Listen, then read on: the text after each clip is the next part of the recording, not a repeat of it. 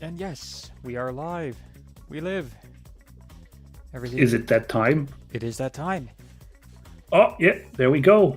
We are live. I can confirm. I am seeing the YouTube. So Oh boy. It's been a. It's. Well, it hasn't been that long. I was going to say it's been a year, but it's been only about 6 months since we did this last. the last time we had this kind of outing was the Game Awards, which would have been end of December-ish, I Something do like that, believe. yeah. And unlike the Game Awards, this is a lot easier. Like we've been chatting and preparing for this because the Game Awards for Finland time is it starts at like 2 in the morning or 3 in the morning even, and goes on until like 5 or 6 in the morning. Yeah, that was a little bit rough, and I have actually re-listened a little bit to that over the spring, and I do need to give a bit of an apology for that. Although I still stand that I don't like how the Game Awards are chock full of all the advertisements and trailers and stuff. I was way too grumpy that stream, so I'm gonna try and be a more chipper fellow today, hopefully. This is a I very think I was affected by the late night and the whole award slash advertisement stuff, but today should be better. we were getting very cynical towards the end.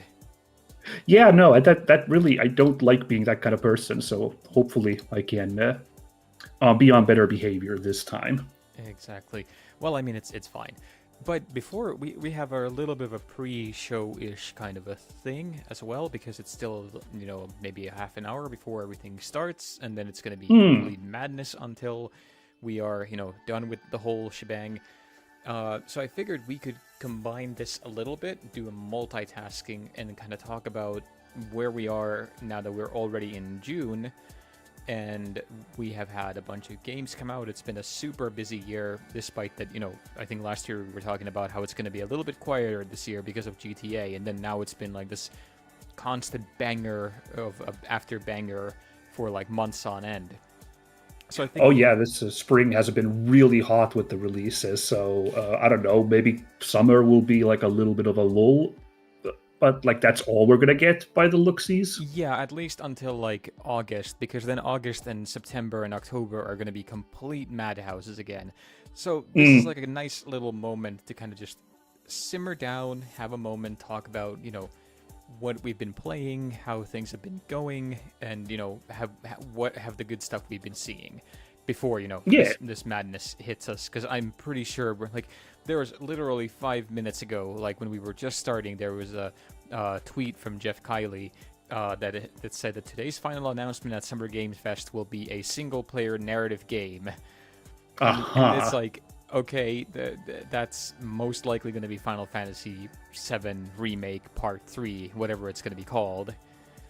Uh, Yeah, you'd hope so. Like, at least one I'm would really think jumping at it. exactly. So like it's going to be lunacy, and uh, I'm very excited.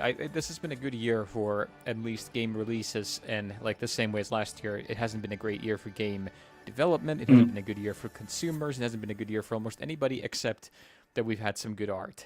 And I think Yeah, we're gonna yeah. cling I on to said I that. said I was going to be a more positive force today, but the brutal reality of what the like field of video games and tech and everything looks is admittedly a damn downer. So I don't know how we're going to exactly weather this coming nonsense, but yeah. Exactly. But let's let's start with what have you been playing? Because I've been looking at your streams, and you're still going through Final Fantasy VII Rebirth. That's correct. Yeah, like if we're talking about just my old stuff, I mean, I like not being exactly on the pulse of things. So, like, my games are a little bit eclectic choices from the past, with Final Fantasy VII Rebirth being the latest outing, and that's 2 years old at this point. But yeah, I mean, I'm in it for the long haul because it's such a fantastic game. It is shocking me since I was so unsure how well they do with the open world aspect, or like the more open feel of the part of the original game that is being remade here. since Midgar was so kind of narrow focused and linear and like forward moving all the time. But like, yeah, no, it's meeting my expectations like wildly. Yeah, and I mean, in a way, you are timely by having waited so long, because we just got the release of Rebirth on Switch 2 this week. That's true, yeah. I am driving up hype for that, although I'm the PC version, of course. But hey, I know what's up. I actually went and bought the Switch version as well, because I just like having the physical copies of everything. Even though the Switch is the digital key or the game key card, it came with some swag, and I'm a sucker. I'm admittedly an idiot when it comes to these things, especially when it comes to Final Fantasy. Like, I have copies of different Final Fantasy games from the PlayStation, like the same game from the Super Nintendo to the PlayStation to the Nintendo to the PSP, and then to the Switch. So it's no point. There's no discernible difference between them, in a way that would actually matter. But that's what you do when you're an idiot. Well, we all have our vices, so why not be a Final Fantasy vice? It's a decent enough one to have. Hey, real quick before we go deeper in this topic, I know it's a bit unprofessional to do tech support here in the middle of a stream, but I'm looking at your stream, and is the layout correct that there's supposed to be this giant black border around everything? Probably not. No, but like, let me see if I can change that somehow. I thought it'd be better for me to bring up earlier rather than deep into the actual stream. So give us a minute, everybody. I wonder if it updates live, because I went and messed around with it now. So let's see. Let's give it a moment and see what happens. Yeah, my stream view is a little bit behind, is lagging along behind, so we'll see. Yeah, we'll see what happens in just a bit. But yeah, because we don't do streams often.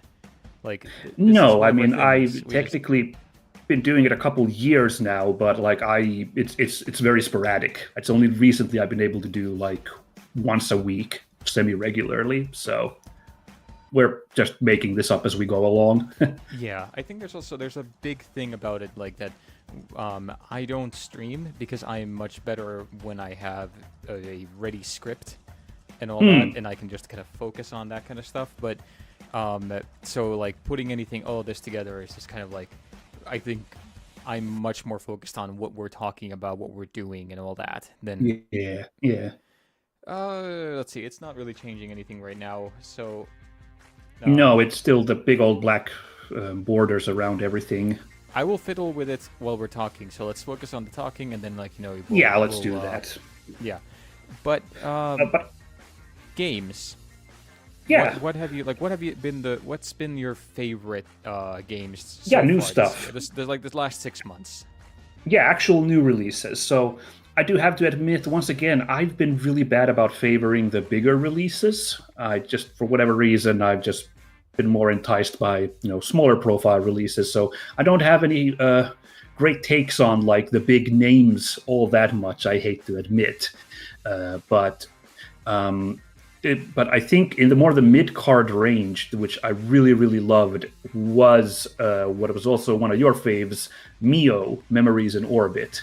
I played that entire game through, and I didn't go for the final ending because it got a little bit too tricky, but that's a freaking solid Metroidvania, if there's any one ever made.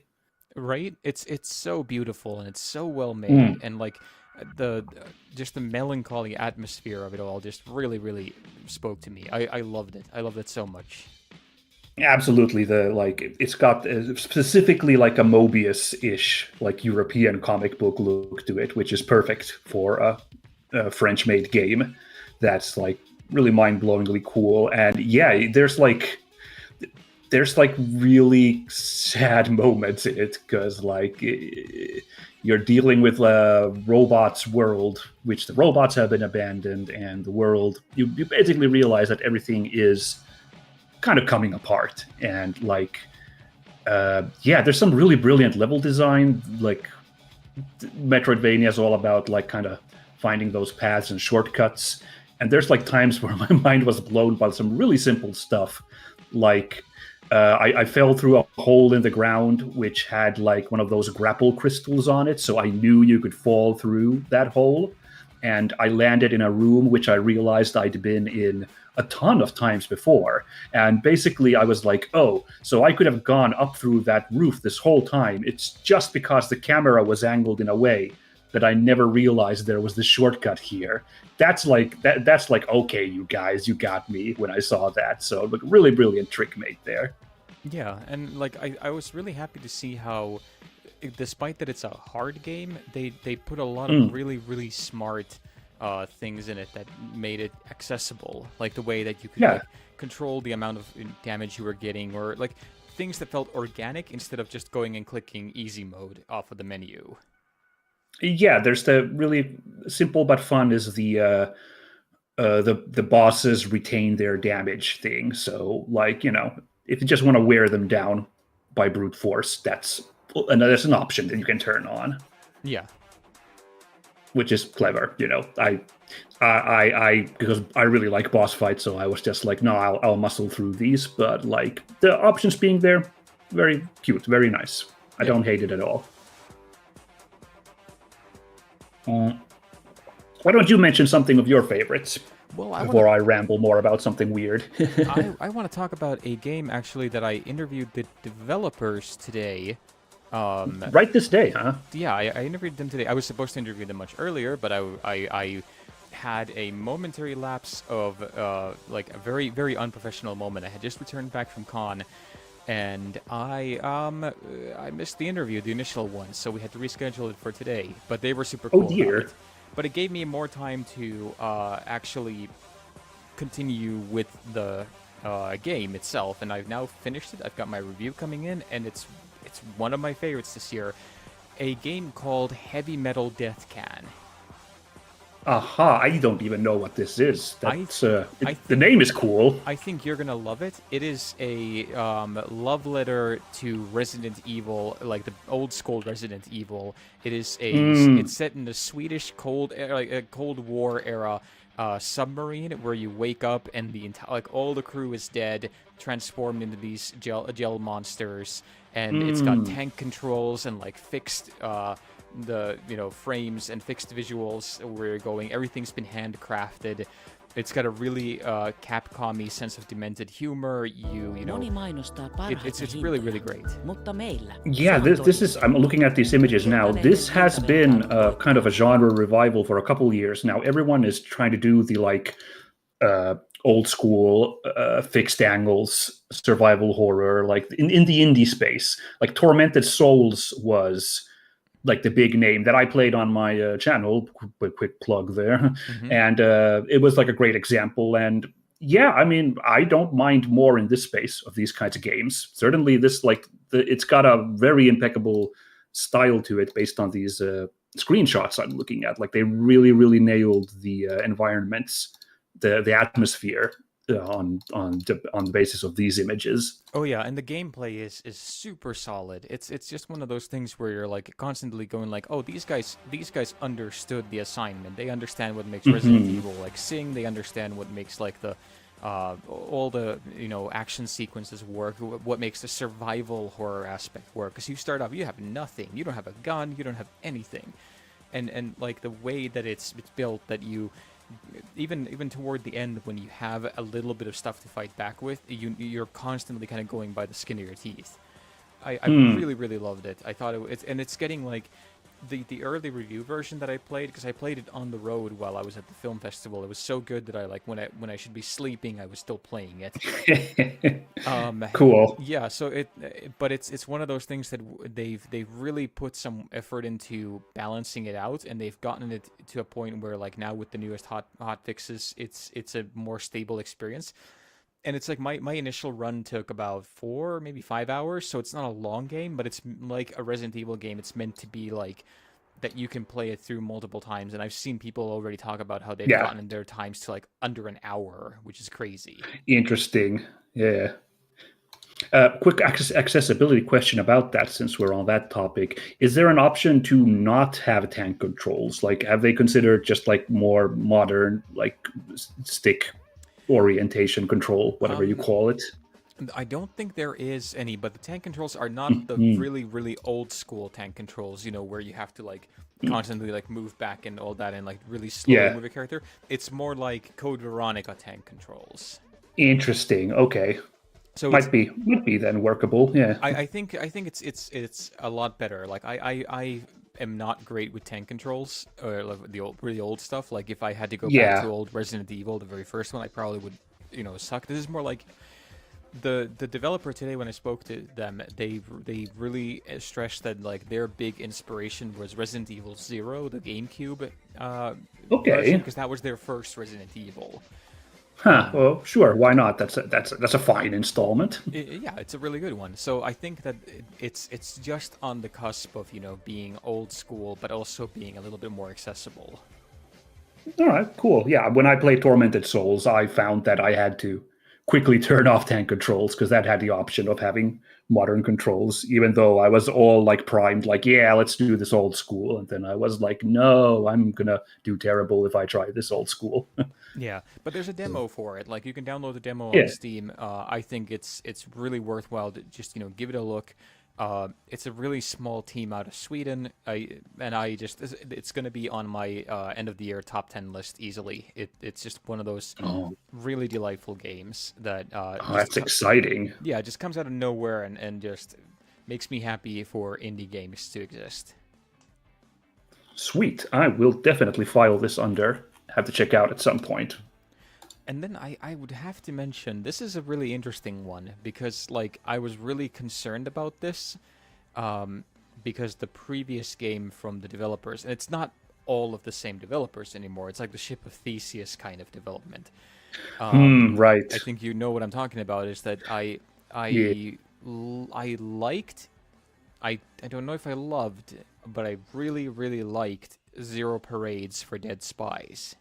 Yeah, I knew what you were going to talk about, and yeah, well, good on the modern incarnation of Zaum Studios then for pulling this off. Yeah, and you can tell that they're trying really hard. Like, there's multiple places where they're trying so hard to like tell the player that this is not Disco Elysium anymore. Then that there's elements where you can tell that they want to hold on to some of the gameplay ideas, but everything's been stretched and changed to the point that, like, if this had come out and the studio was not called Zaum, I think people would react to it much in the same way as they did to Esoteric Ebb, in that like, it's a Disco Elysium-like game, but it's its own thing and it's good. I think right now having the legacy of what Zaum used to be, it really, really sits heavily on their shoulders.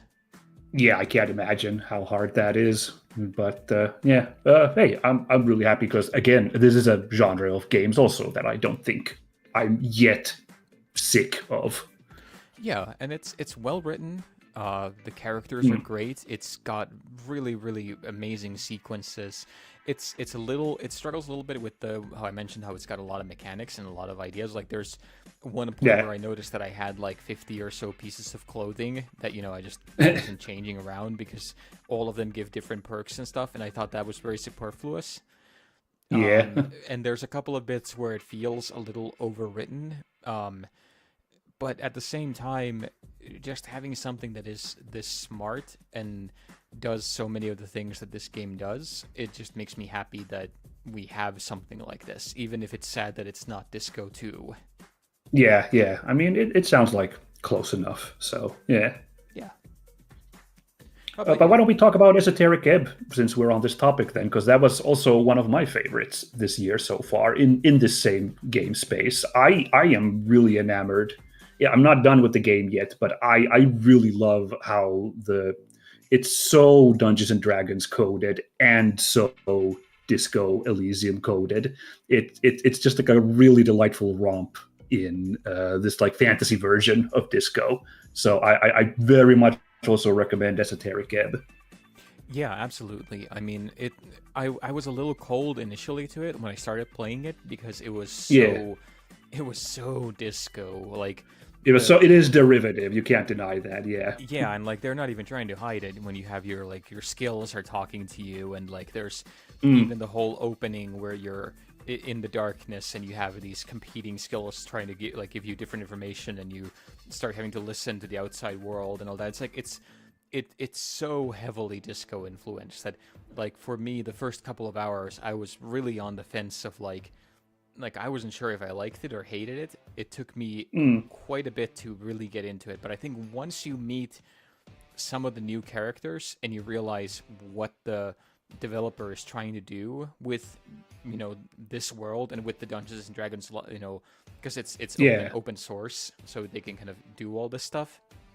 Then Yeah. I got really Exactly. excited, and the fact that it feels like a D&D campaign. It's fun Yeah. to mess around with it and kind of see where there are examples of like you can tell like, oh, this is where the developer has experienced this very same failure in an actual D&D campaign, because the reactions and the responses feel so lived in.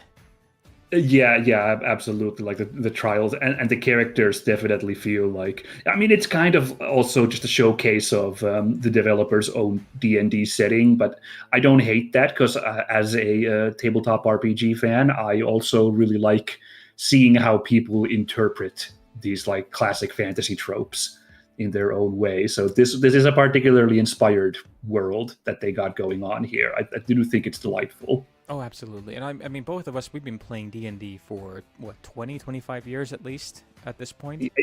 Coming up on 20 for myself, like consistently, I would say. Yeah. Yeah, so it's been a while. D&D has been with our lives, like, for the vast majority of our lives. So Yeah. it's something both of us have a clear affinity to. So it's always fun to see what other people have been doing with it. Absolutely. Yeah. And that goblin guy's delightful. This game's Kim Kitsuragi, even Yes. though, I love how he is not Kim. Like he's initially not very supportive at all. It's more of a classic, like, two opposing cops have to like work together on a case kind of energy. But it being so different from the disco setup is also kind of really like breathes life to that adventure. Yeah, absolutely. Um, I did want to ask you about, did you watch the Sony or the PlayStation State of Play that was a couple of days ago? Yeah, let's talk about stuff that's already been announced. Then I haven't watched the entire state of play, but absolutely I've like watched trailers for the bigger like some of the highlights that came up. So I'm fairly aware of like what's been announced recently.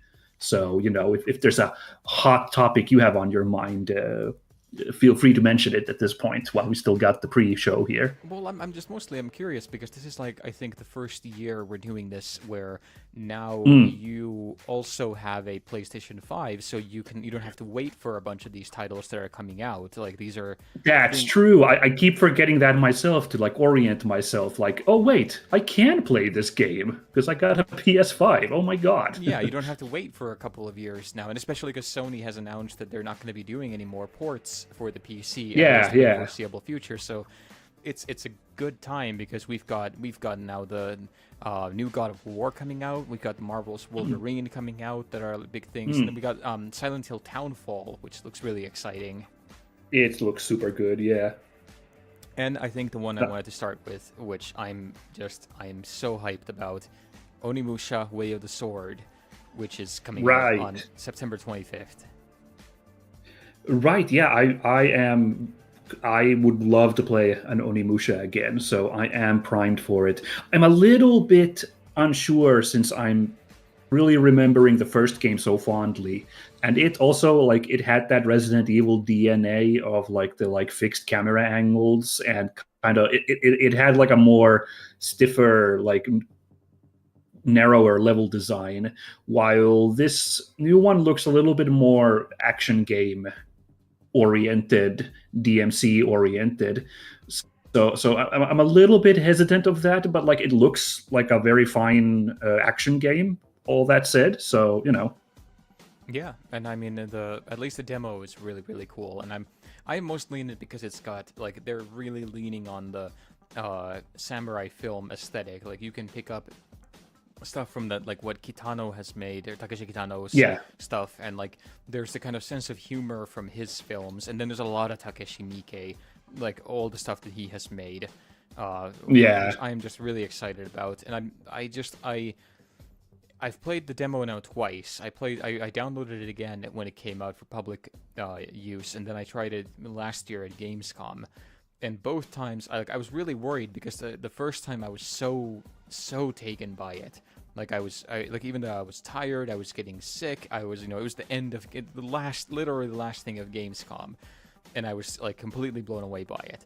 So I was worried that now coming into it, like with all my, all my senses and none of the, nothing to kind of distract me. I was worried that would I still be excited about it, and I found that within minutes, I was totally sold again. So Okay. I've got a good feeling about it. All right. Well, great. I'm certainly again. I'm not. Another thing I'm not tired of is big old Jidai Geki samurai romps. So definitely, again, an Onimusha-sized hole in my heart could be filled at this point. Yeah. Did you get the chance to see the trailer for the new God of War, Lo-Fei?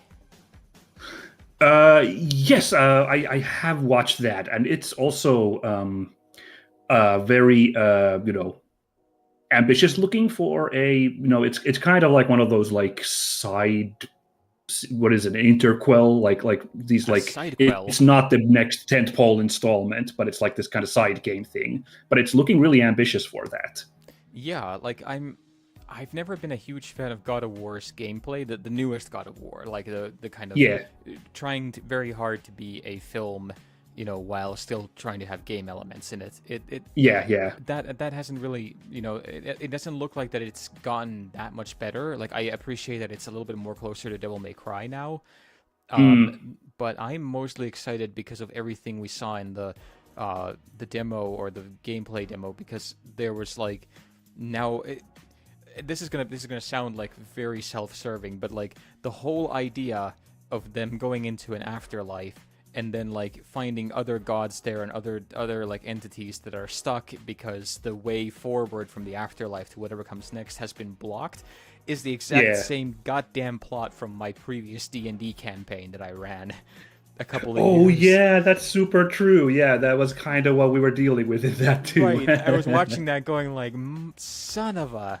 So I'm really glad that somebody else sits around thinking of these things, because it's just one of those, pet quirks of mine where I'm just thinking like, what happens, if there's like multiple deities and multiple religions, that do they ever intersect? And then like I heard a very compelling argument that the sword that Lo-Fei picks up is Excalibur, and like that would Oh my god, that'd be so cool. right. So like all this stuff, like the fact that we're just seeing like a little bite of it, it just makes me really excited about what they've been doing, and I'm really hoping that they're gonna go all out and wild with it. Like you're just wandering around, and for people who are nerds like us who just read about ancient mythologies and all that, we'll just be able to go like doing the Leonardo DiCaprio pointing meme when they recognize somebody. So I'm excited about it, and I really like Deborah Ann Wall. I think she's a tremendous actress. Everything she's Right, done has yeah. been really great, and I'm so glad that she's getting a chance to be this really badass action hero.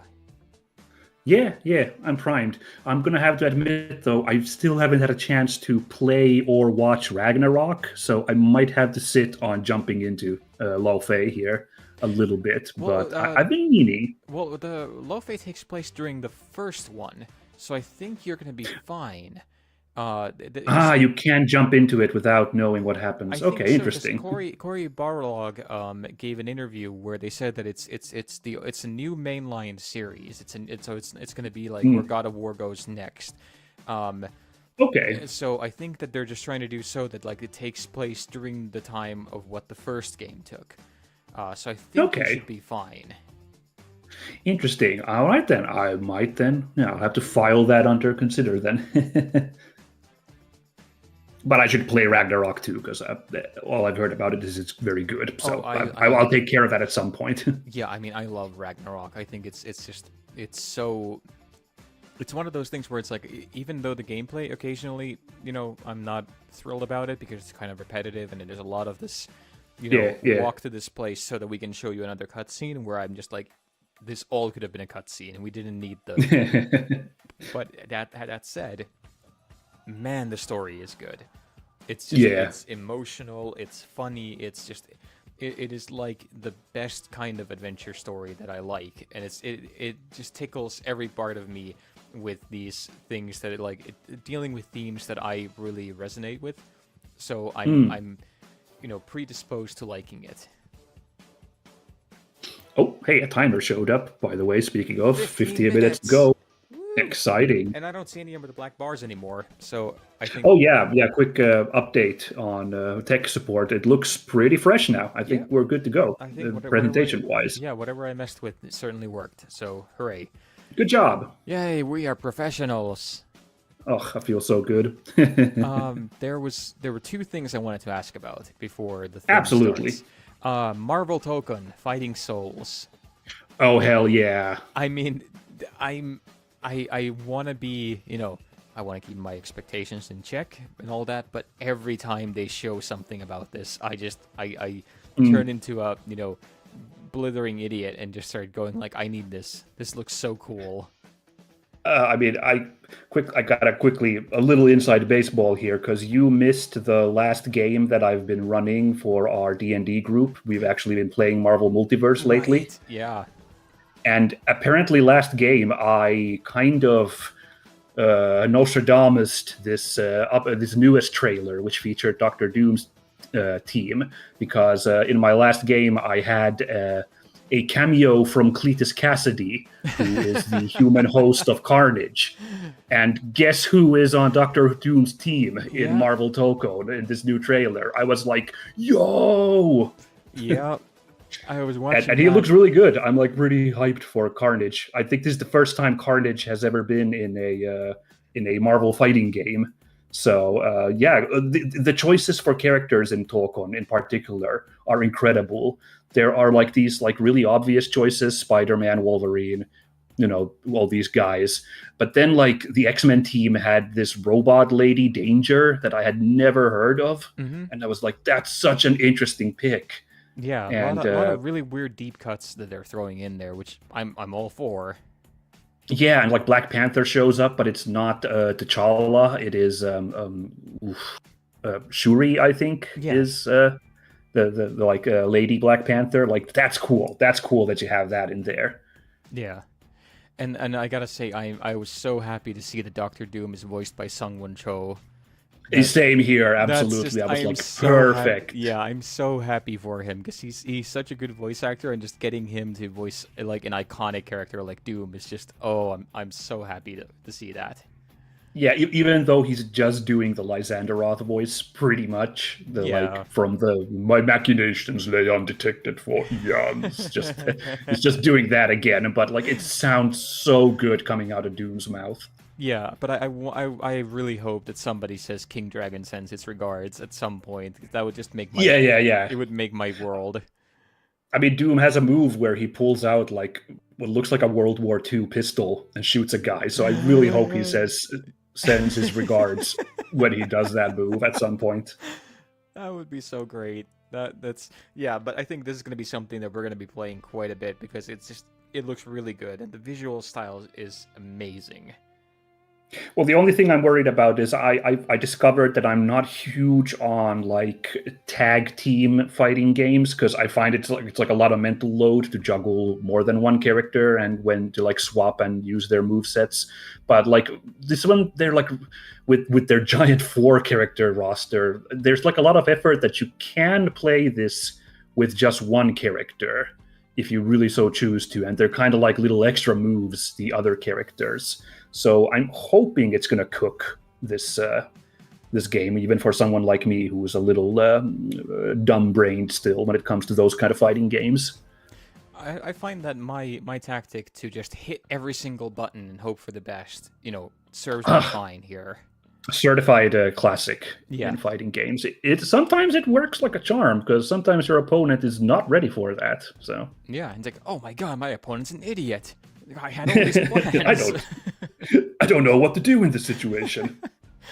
But yeah, like as we've seen, like playing Street Fighter and Tekken together, like I am not good at those, and I usually play them for like the story and the fun with friends. But like if I go online or if I go to a actual competition, I get they wipe the floor with me. I'm so not good at these. Kind of same, yeah. I try to. I have made an honest effort to try and learn these games, but it feels like I never get very far past like square 1 or 2 or something. So what are you gonna do? Yeah. All right, last thing, we got 9 minutes or 10 minutes to go, but the last thing, because this is something I think both of us are probably going to be excited about, and it's coming out. Let's go. It's coming out in just a couple of weeks. Star Fox. Oh shoot, Star Fox! Right? Yeah. What a pull! Oh man. Yeah, and Star Fox it's June 25th, like completely out of the blue, and it's again, it's not a real new Star Fox game, but like No. it has been over 10 years since we got Star Fox Zero. And Yeah. but this is like a remake of Star Fox 64, and that Yeah. game is like 30 years old next year. Yeah. So it hurts my soul. But at the same time, I'm so glad to see that we're getting at least something, like a little bit of love for Star Fox. It's one of those neglected ones. Yeah, like Smash is usually only when you get something from my boy Fox and crew. But yeah, I mean, I have seen comments, yeah, that they're so scared of moving that series forwards, unfortunately. Like they keep just remaking the first part. But at least this new kind of Rango looking, grossly realistic animal thing is an inspired choice. Like it looks fantastic, and it's really been using the Switch 2 like to its potential, I'd say. Mm-hmm. So I'm definitely hyped for what they're doing with this idea. Yeah, absolutely. And like the thing is that regarding the visual style, I mean, we did get the seal of approval from Takaya Imomura, who was one of the original designers of right. that. So like, even though he preferred apparently the stuff in Super Mario Movie, which fair enough, it looked fine, but like apparently he was still excited to see where they're taking the new direction of Star Fox visually. Well, I'm glad to hear that. Got an open mind for like people playing with his babies, so to speak. Yeah, and I mean, I like the visuals because they remind me of Peter Jackson's Meet the Feebles, which right, that too. Yeah, it's just a kind of a little bit grody, a little bit, it's not quite perfect, and it looks like that somebody's playing with a really demented version of Muppets. Yeah. I approve of that. I think because let's face it, this is a very bizarre franchise to begin with. Because if I've understood correctly, aren't all these guys so that they've got their legs amputated so that they can fly faster or some nonsense like that? I'm not sure if that's actual confirmed canon, but yes, apparently, like or not apparently, but you can see in like cutscenes when they're moving around that they do have like these weird silver sheen legs. Like, do they have chrome pants on, or indeed have they had their legs amputated to reduce the blood flow down from your head during big G-force maneuvers? Apparently, is the application of that. I don't know. It's an interesting idea, I guess. Yeah, so it's something that I've heard so many times that I just it became canon in my head, but I can totally get that that's probably not what Nintendo wants people to think, but it's just made one of those things where it's like, the fact that has been repeated so often, it just makes it such a weird and wonderful franchise, especially because, like, I don't think Nintendo knows what to do with it. Like, yeah, no, well, definitely, because like there was that dinosaur adventure game, was like the first follow-up to Star Fox 64, which has its fans, but like was a complete departure from what they were doing. Yeah. And then Star Fox Zero really struggled, and there hasn't really been much anything after that. So yeah, I think it's a little bit out of their wheelhouse, unfortunately. But maybe this new one will Yeah. do a good job. Like, I hope it sells well, and I hope that people will, like, make Nintendo realize that, hey, we should probably not sit on this for another 20, 30 years and make a couple of new... Because, like, it's such a good idea, like, the whole gameplay. Like, if you haven't played Star Fox, the original, or any of the, like, remasters that have come out previously, it's an on-the-rails shooter where you still have a little bit of freedom by, like, the way, like, if you fly into a certain direction in a map, you'll go into, like, a hidden path, or if you shoot certain things in an order, it'll open up hidden paths, and then, like, the world map itself unfolds based off of your choices, so that you might, like, on one run end up going through, like, really simple levels, or then, like, on one ending up to going, like, the most hostile planets imaginable. And then, like, the plot itself opens up based on which choices you make. Like, on the 64 version, you could not even see the real ending unless you took a really specific kind of path throughout the star system. Yeah, it's it's surprisingly inspired for such a simple concept. Yeah, I guess is how I would describe it. Yeah, and I think my one big major complaint about the new one for the Switch 2 is that it doesn't come with a 2-player split screen. And that's like, oh yeah, that's unfortunate. Yeah, that'd be kind of sick. But, yeah, that would be great. Like, I understand that you can't do split screen really on the portable mode, but come on the sofa, that would be like the best thing.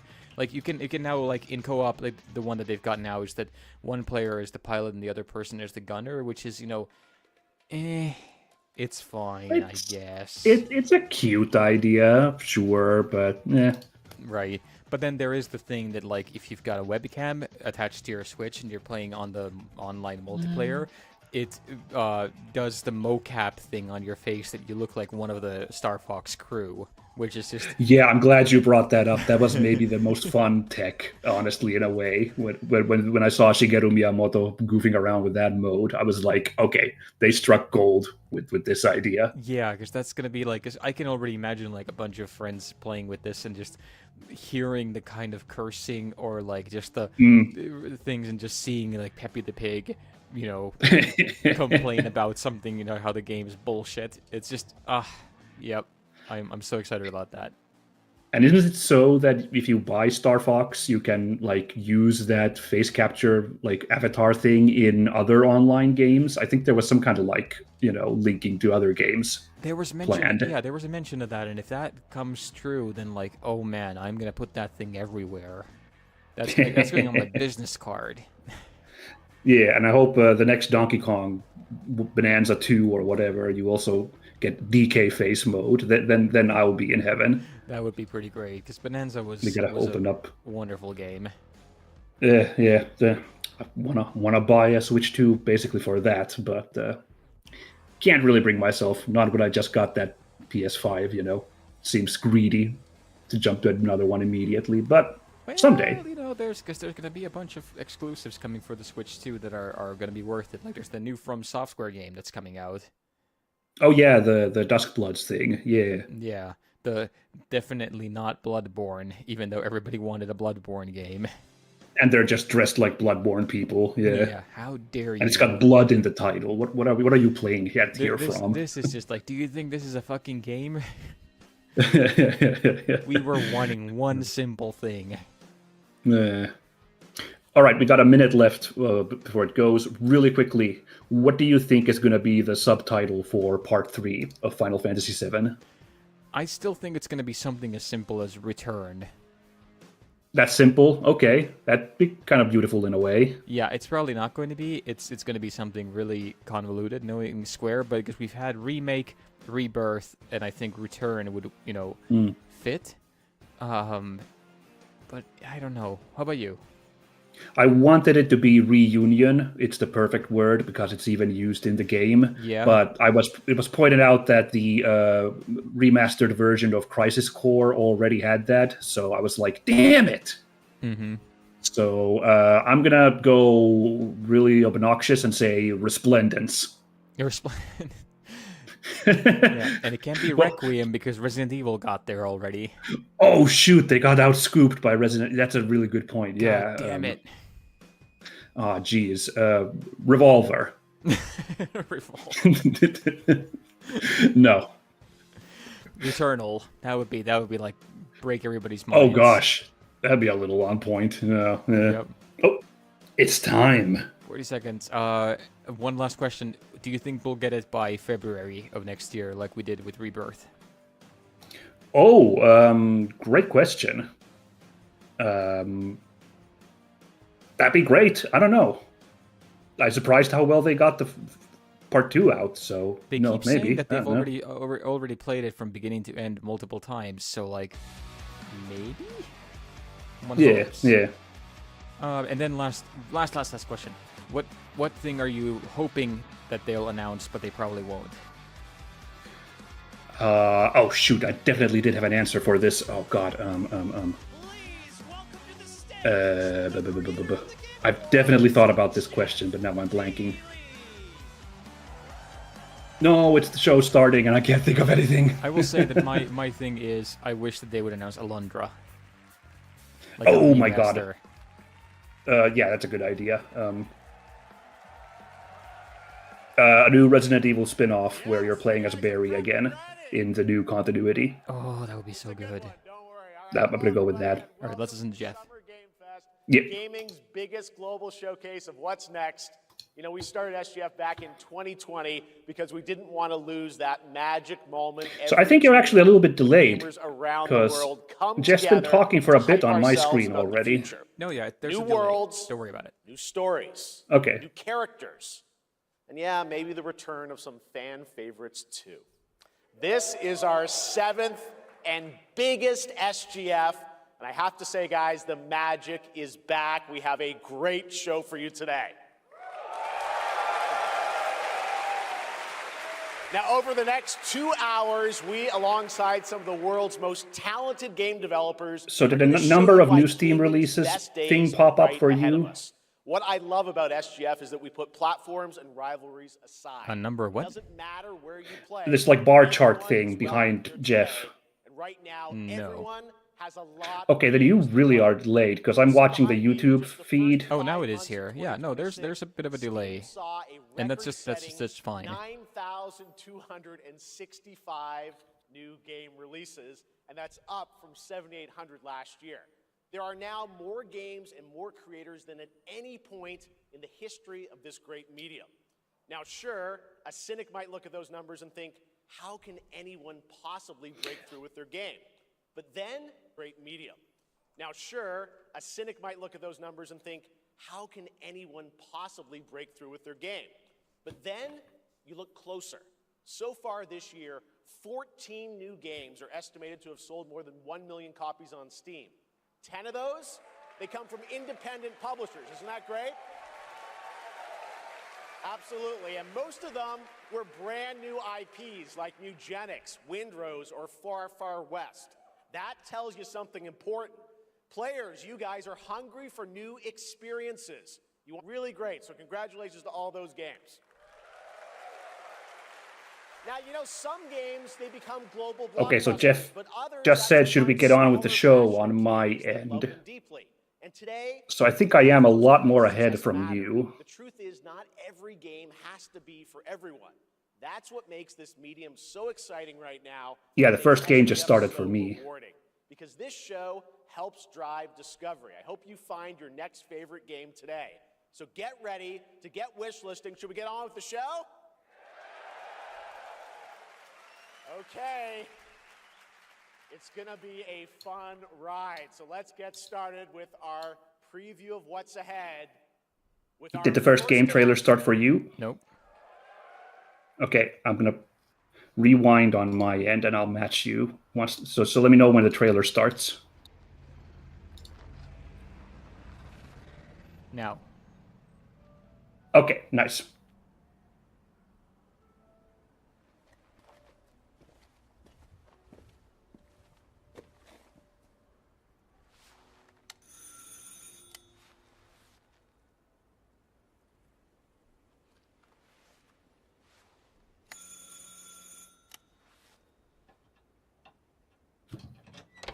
Oui. Yes. Okay, so no indication from Jeff what this could be, right?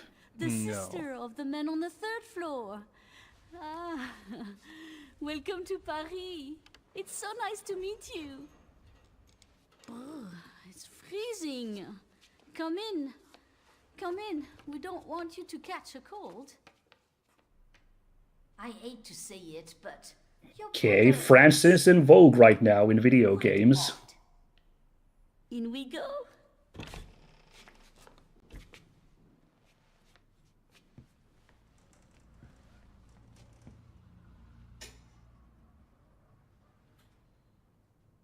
Oh la la. Mais quelle pagaille. He's made such a mess again. Think, I just cleaned it up a week ago. It's like a boulder rolled through here. Huh? Okay. Ah, the delightful biscuit. I'm sure he won't notice if we help ourselves. Oh, I'm so sorry. It must be the maintenance man from this morning. Won't be long. I'll bring some nice coffee to go with the biscuit.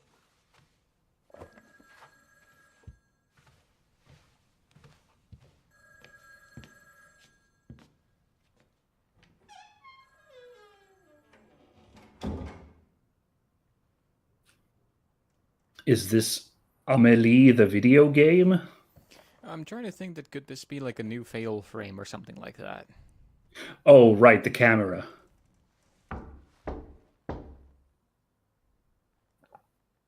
Fatal frame en français. That'd be a choice.